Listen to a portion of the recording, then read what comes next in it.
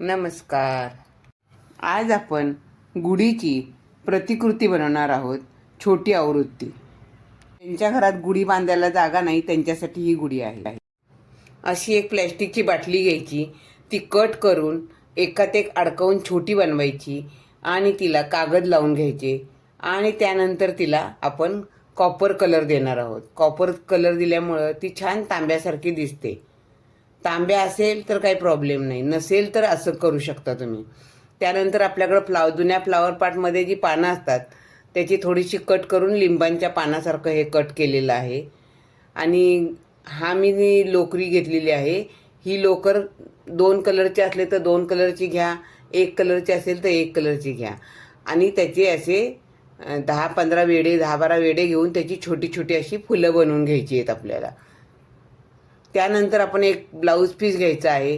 त्या ब्लाऊज पीसला निऱ्यांसारख्या घड्या करायच्या आहेत छोट्या छोट्या. त्याला एक पिन लावून घ्यायची.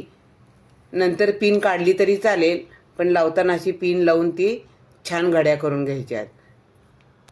त्यानंतर गुढीच्या गाठीसाठी पांढऱ्या रंगाचा कागद घेऊन त्याचे गोल कापायचे आणि ते ठेवायचे. ते एका धाग्याला लावून आपल्याला ठेवायचे आहेत. नंतर आपल्या दांडियातली एखादी काठी असेल ती घ्यायची, तिला अशी छान लेस लावून तयार करायची आहे. हा एक डबा माझ्याकडे होता शिल्लक, तो घेतला आहे. त्याला मी आता काय केलेलं आहे, होल पाडलेला आहे आणि त्यामध्ये ही गुढी अशा प्रकारे बांधून ठेवलेली आहे. ही बघा अशी. आता त्या गुढीला सगळं काही घालून छान ठेवलेलं आहे. आता तो तांब्या लावून मी दाखवलेला आहे.